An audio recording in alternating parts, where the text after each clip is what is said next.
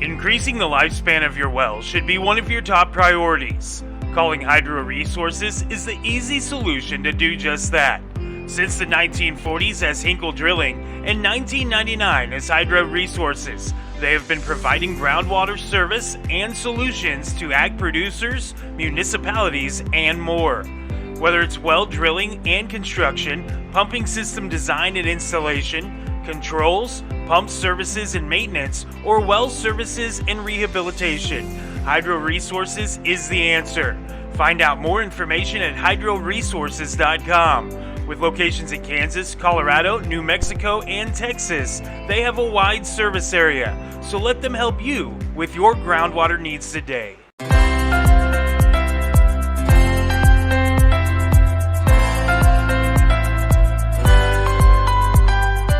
Welcome to the Hydro Resources Community Brunch on Dry River Radio. Each week we visit a different community in southwest Kansas to see what they have going on.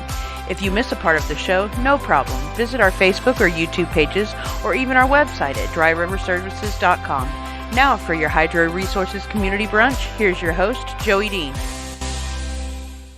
And welcome to your Hydro Resources Community Brunch. I'm Joey Dean, your host, and here with me is Deb Oyler from the Finney County United Way. And Deb, you and I used to talk like once every couple of weeks. It's been a little while. How are you doing? It's been a while. Been doing pretty well. Good. Still staying busy doing all the things we did before, plus some things that I think will be new for you to hear. Awesome. Aside from being with the United Way, you're also a part of or you were, I don't know, were you reelected to the city council in Garden City? Yep. So you have your hands in like a lot of things. Well, plus I'm chair of the planning commission. So, yeah, I have my hands in a lot of areas. But at the same time, it's all part of the service leadership, service mindset that I have, which is, Garden City has given so much to me and so much to my family that this is the least I can do, to give back and make this place better than when I moved here. So I love doing all of this. We're sitting here in Golden Corral. This is one of my favorite places in town because they let you keep going up there to eat. Right. I have to be rolled out of here sometimes. Ironically enough, my favorite part of the Golden Corral buffet is the salad bar. I do like the salad bar. People don't believe me when I tell them. I'm like, yeah, the salad bar is my favorite part because you can't get like a better salad bar in town. Yeah. And I like salad. I do love the steaks of an evening. Do not get me wrong. But my favorite part is definitely the salad bar. What about you? I like the salad bar, but they used to make this chocolate chess pie. Okay. And I don't know if they still do or not. I mean, sometimes I can find it, sometimes I can't. But it's just the best dessert. And I'm one of those where if I go there and I don't see it on the dessert buffet, then I just don't get dessert. But that chocolate chess pie is so good. Believe it or not, I try to refrain from dessert in this place. Yeah. I succeed more often than not, but if I have the boy with me, I do not succeed. Probably because not. He wants ice cream, and then I get up there and I'm standing there doing the ice cream, and I'm like, man, that looks really good over there, or the ice cream looks good, and I mean, who doesn't like ice cream? Well, and then you add all that stuff onto it. And it's like you probably don't eat gummy bears, but for some reason you stick them next to an ice cream machine, and it's like, I'm going to just put gummy bears on here. That's right. Little crushed up Oreos. Exactly. Yeah. I missed the chocolate fountain. That was a COVID casualty. And I've told Trace a bunch of times that I miss it. I'm like, because sometimes I just want to put a chicken leg in the chocolate fountain. And he's like, that's not what that was for, Joey. That's why they got rid of it. That's why. COVID was just an excuse, but really it was because they wanted to eliminate the chocolate-covered chicken. That's right. But we are here at Golden Corral for your Hydro Resources Community Brunch. Deb Oyler joining me from the Finney County United Way. Okay, so first off, I think a lot of people know the name United Way, but they have no clue what the United Way is. What is the United Way? Well, and I think a lot of that has to do with the fact that for many, many years, United Way was so dependent upon workplace campaigns that they went to businesses and did fundraising, but didn't really do a whole lot in the community. And so that sort of has shifted a little bit over the past 10 years or so, simply because some of those workplace campaigns aren't as productive as they used to be. A lot of times, businesses close, and so we do a lot more just community fundraising, but then also just doing some community initiatives. And so the biggest chunk of money that we spend still is to support nonprofits. I mean, that's how United Way started, was back in the 1800s in Denver. Is where we had some. It was kind of like a joke. It was a nun, a priest, and a rabbi met in a bar to talk about some of the things that Denver needed, and how they wanted to do some fundraising to help a lot of different organizations. And they thought, well, if we, kind of pull together our resources, and they were very successful. And so United Way sort of started from that. And in Finney County, we'll have been here for 80 years next year. Oh, wow. And so a long time. And we do a lot of things where we have 19 different nonprofits that we support. But everything we do falls into 4 different impact areas. Of course, we have community impact, we have financial, we have youth opportunity, and then, of course, we have healthy living. And so it's making sure that we work in one of those 4 areas. And so, for instance, our community impact initiatives that we have, the one that we're most known for is Dolly Parton's Imagination Library. Right. And we started that back in 2019. And we give out about 1,200 books every month to kids in Finney County, but it's now a statewide initiative in the state of Kansas. So you can live anywhere in the state of Kansas, and you can sign your kids up at imaginationlibrary.com. And if they're under 5, they'll get a book every single month. So we give out about 14,000 of those every single year. We've given out over 60,000 since we started in 2019. And so that's one that I love that. And I just found out some stories, because now you have the opportunity to either choose English, where you get some bilingual books, or you can just have bilingual books. Oh, wow. And so all of the books that you receive will be bilingual. And I was talking to some of our partner agencies, and they said that some of their clients use those books to learn English. Oh, And wow. so they're reading the books, and they're writing their language in there, so that they can learn how to read but learn English. And so I thought, wow, I mean, it's not just helping kids under the age of 5 so that when they start kindergarten, they have access to those books, but it's really helping people who come here learn English. And I love that. And so to me, that's just one of those unintended things that I just didn't think about at the time when we started it. But I love it. And so that's why there's always smarter people out there than I am, to take some of these things and grow with it. And then we also do, of course, Stuff the Bus. We do that in July, where we gather school supplies, and we have a distribution day, and we give out, I think this year we gave out over 1,500 backpacks with school supplies, and we have more. And so by the time we get done with that, we'll have given out 2,000 backpacks with school supplies to kids that are registered to attend school in Finney County. And so that's been, to me, that's probably one of the greatest examples of community building that we have in Finney County is we work with nonprofits, we work with different retailers, we work with the school districts, and everyone comes together to be able to provide backpacks to kids who need them so that they can start school on that level playing field with other kids. And so that's been a very successful event as well. We've started, we have a new program. We work with Walmart. They give us a grant every year, and we do Shop with a Cop. And so this is something where this is our 3rd year of doing it. And last year we helped 36 at-risk kids where they come to Walmart on a Saturday and they shop one-on-one with a police officer. So it's probably a little intimidating for anybody who comes to Walmart that day, because they see all of these police cars at 8 o'clock in the morning. Yeah, I would keep driving. That's exactly right. It's like, we're not going there today. And so, but it's so much fun. And so this year we have funding for 65 kids. So on December 6th, if you're at Walmart at 8 o'clock in the morning and you see, and we have, we work with the police department, with the sheriff's department, with the highway patrol, and with the Holcomb Police Department, because the kids get referred to our program from the school, from other nonprofits, and we've even had a few people that have called and said, hey, my sister's having trouble this year. She could really use a hand up. And so she has 2 kids, and so we're full as far as accepting kids. And and each one will get $100 to spend on whatever they want. And it's just so touching to see, what those kids have an opportunity to get. And it's different than what you think it might be. Like, I know if I gave my kids $100, it would be $100 on things. Legos. Yeah, Legos. Who knows, gum? I don't know what it would be. But a lot of these kids come from families and homes where they just don't have anything. And so, we had one young man who bought a pillow last year so he could have his own pillow. We have a lot of kids who buy socks and just things, where you think, wow. When that young man brought the pillow, I thought, oh my gosh, he doesn't have his own pillow. And so we had another young kid who a bike wasn't in the family budget, and he got a new bike with the helmet and the knee pads. It was a police officer who shopped one-on-one with him, so he made sure he was safe when he left when he left Walmart.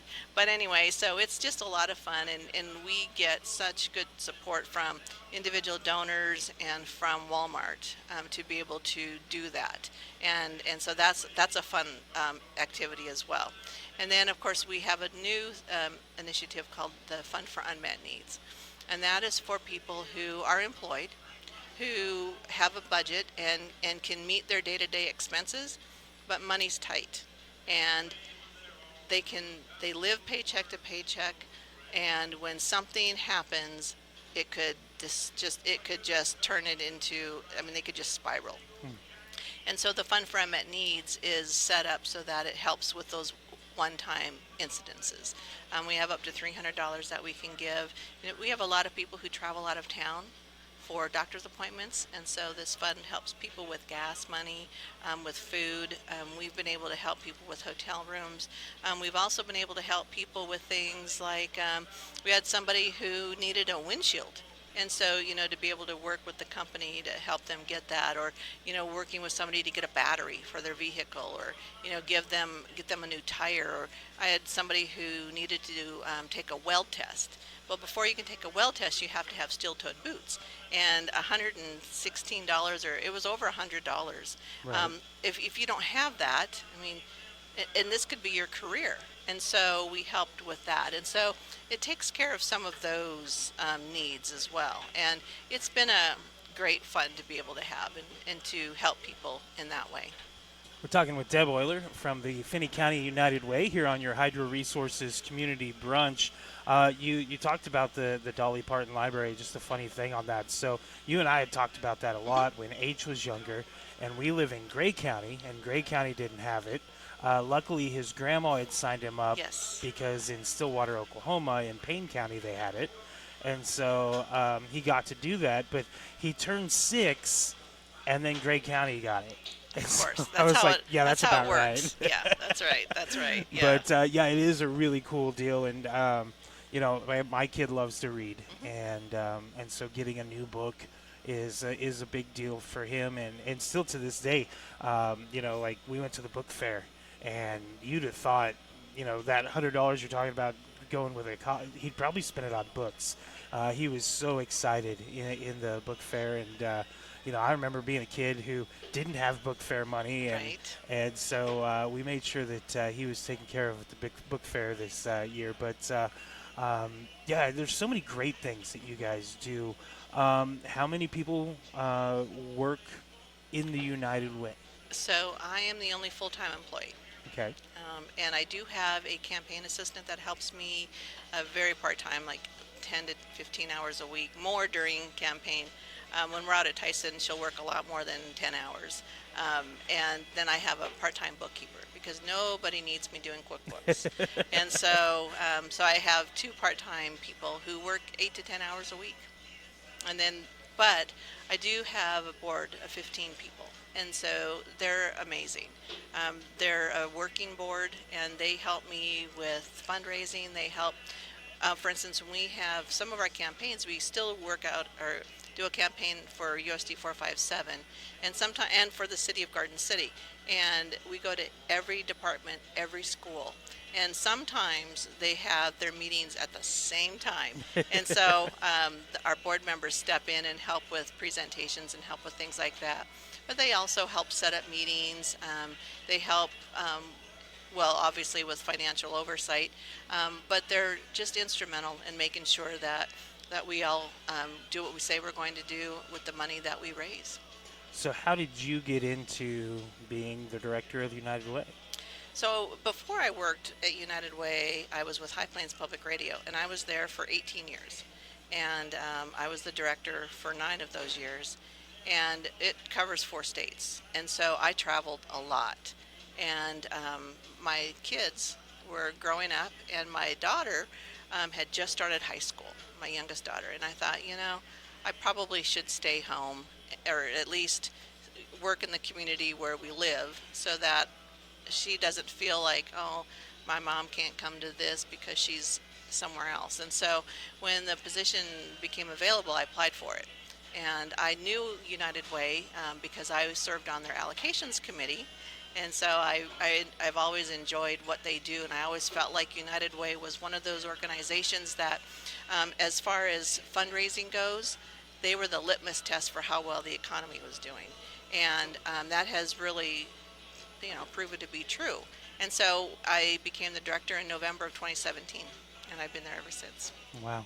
We're talking with Deb Oyler from the Finney County United Way here on your Hydro Resources Community Brunch. We're here at Golden Corral. Those of you watching on the YouTube channel, you'll be able to see some video of the buffet here at Golden Corral. If you've never been here, I don't know why you haven't been here. You need to come here, as great food down here at Golden Corral in Garden City. And they're always very supportive of everything. Like, I know things that I've done, they've been really supportive. The Garden City Wind. They are big with veterans. Yes. So, yeah. And they're very giving in the community. They are. They really do. And from what I'm told, this one's owned by a company that also owns some in like Colorado Springs and things like that.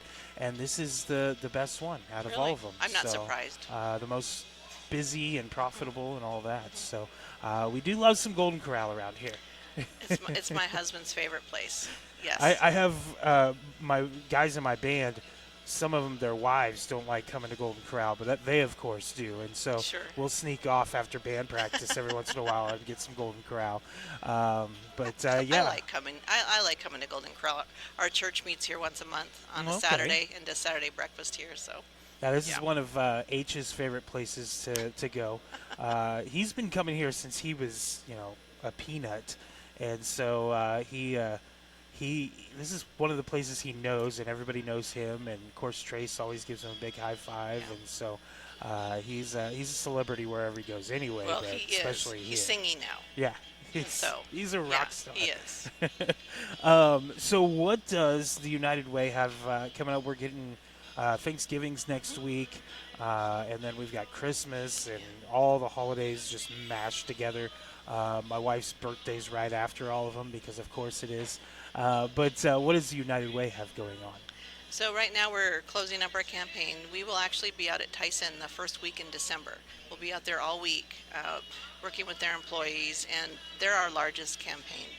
And they raise a lot of money for United Way. And they are some of the most giving, generous people. And so we've been going out to Tyson on the last few Thursdays just to talk to the employees, just so that they come and they ask questions and they get to know us, so that when we do our campaign, we're not just there asking for money. We really want to be their partner, and we really want to help them if they need help, and to know what services we offer, and to know what our nonprofits do.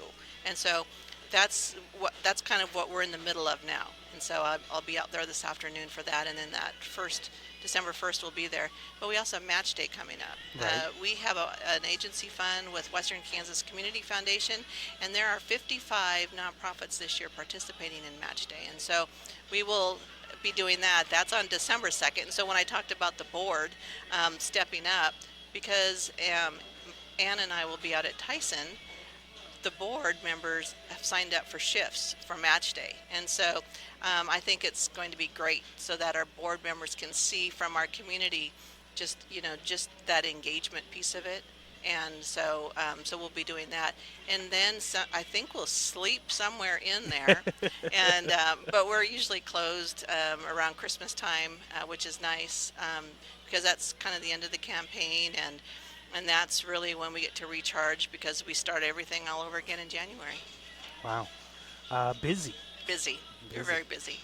So in January when you come back, what is the very first thing? Like, do you start planning stuff to bust right away, or how much does that take to plan? I imagine logistically you got to figure a lot of stuff Oh, out. yeah. So we'll start our allocations actually for our grants.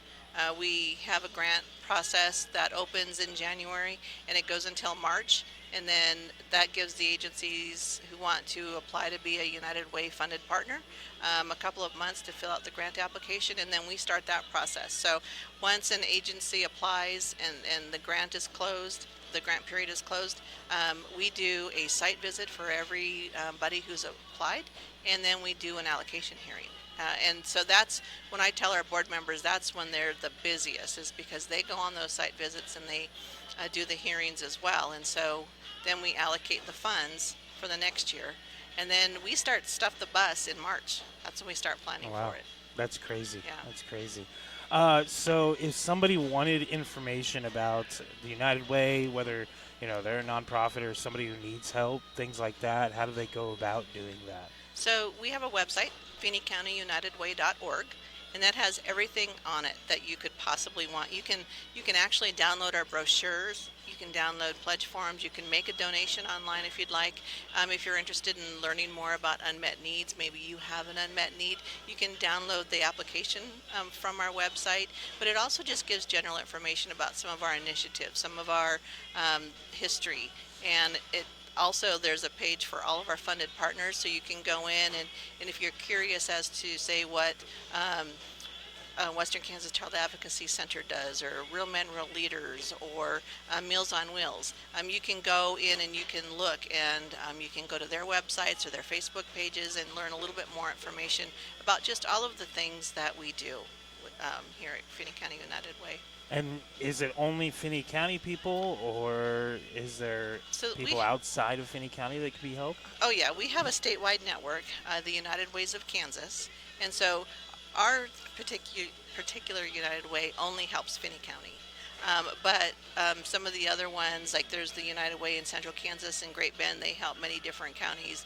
It just depends on when the United Way was established, what they were designated as.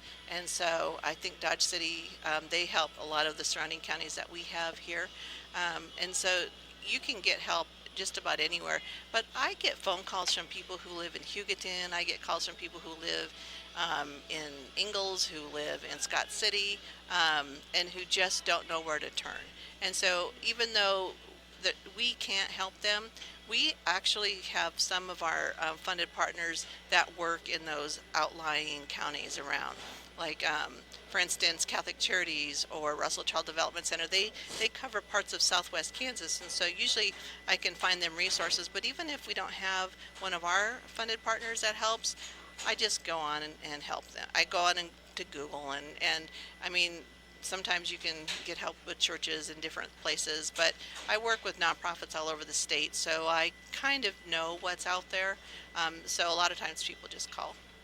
See, I don't think I could do your job. If somebody called me and it was something they could Google, I'm not very nice.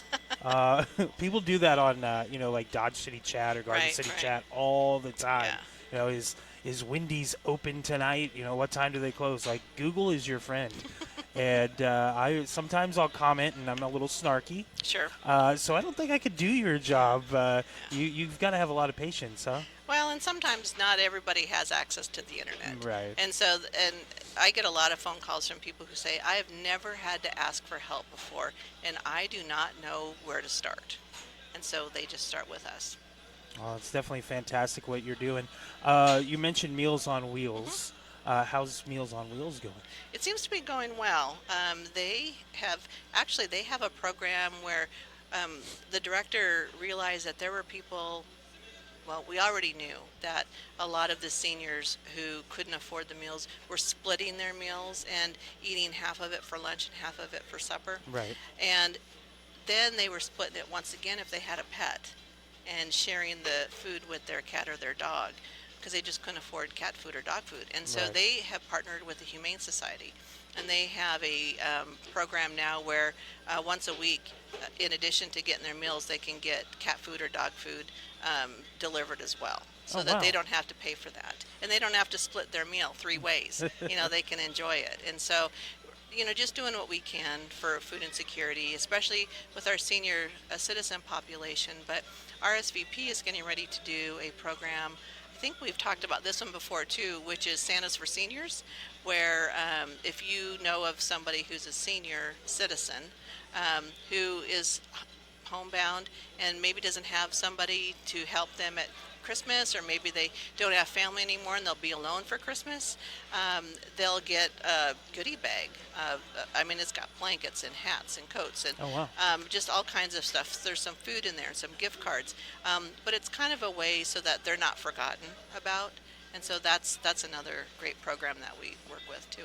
It amazes me the world we live in now, because I remember I was like fourth grade, I think, and we did door-to-door sales for fundraising for football. And I met this older lady, and she was a homebound older lady, and her and I hit it off and talked and everything, and I ended up coming around a couple times a week, and I'd go shopping for her and things like that because she really didn't have anybody, and just being a good Samaritan kind of Catholic kid, that was beat into me at a young age, and so, but I've thought about that a number of times, because now you've got Dillon's that delivers, or Walmart, or Amazon. I mean, everything comes to your door. You don't need that fourth grade kid to go shopping for you, but it's wild the number of people that still need that assistance. Well, and it's not even so much about delivering the food as it is about just visiting them. Right. And just because for some of those seniors, that person who's delivering their meal, that might be the only person they see in a day. And so there's a lot to be said for that fourth grade kid just to acknowledge that they're there and that they're important enough for them to come visit them. But just having that companionship, because that might be all that they had. And so programs like Meals on Wheels or the Santa's for Seniors, it really helps with the isolation. Right. And so I just think it's such a great thing, to be able to provide, and I think sometimes we get so caught up in our lives that we forget that these people live in our community who don't have anybody visiting them. And I know I love being alone. I love it when I have a day off and I can close the door, and I love it when my husband goes to work and I'm like, okay, bye, see ya. But for some people, that's isolating, and that's not, that's not good, because I can still drive and I can still get out, but a lot of people can't. And so it's just remembering that you're not just delivering a meal, you're really delivering friendship, or you're delivering something that money can't buy. I think a lot of people experienced that isolation in 2020, and I know I did. I wasn't working at the radio station. I was doing everything from home, which I loved. Right. I absolutely loved being at home, hanging out with my kid and everything, but you reach a point, especially as a parent of a Yeah. young child, you reach a point where you're like, I got to get out of here. Right. And having that ability to be, like you said, still being able to drive somewhere, even just, take an hour and take a drive, is helpful, and not everybody can do that. We're Right. talking with Deb Oyler of the Finney County United Way. Anything else that we need to touch on that Gosh, you I want don't- people to know about? I think the biggest thing is just if you find yourself in a situation where you need help, or somebody needs help, and you're not sure where to guide them or where to be directed, you can always call Finney County United Way, and 620-275-1425, and if I don't know the answer for it, I usually know somebody who can help me with it, or there's Google. So And you'll Google for them, I will right? Google for All right, them. that's awesome. Yeah. Well, thank you so much for joining me. We'll get some Golden Corral, and then you can go out to Tyson and do your thing. yeah, So, thank you. you bet. That is Deb Oyler from the Finney County United Way here on your Hydro Resources Community Brunch. We'll take a break and get you back to your favorite music on Dry River Radio. And those of you watching on the YouTube stream, you're going to see some of the food we're about to eat. This has been Hydro Resources Community Brunch on Dry River Radio.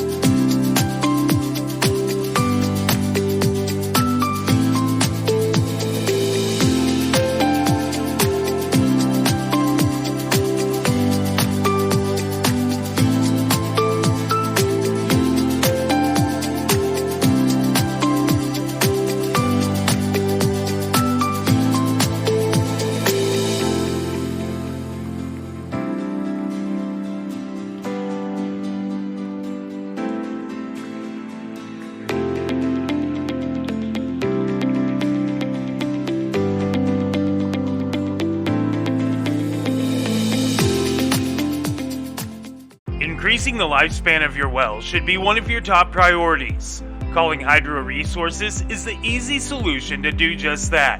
Since the 1940s as Hinkle Drilling and 1999 as Hydro Resources, they have been providing groundwater service and solutions to ag producers, municipalities, and more. Whether it's well drilling and construction, pumping system design and installation, controls, pump services and maintenance, or well services and rehabilitation, Hydro Resources is the answer. Find out more information at hydroresources.com. With locations in Kansas, Colorado, New Mexico, and Texas, they have a wide service area, so let them help you with your groundwater needs today.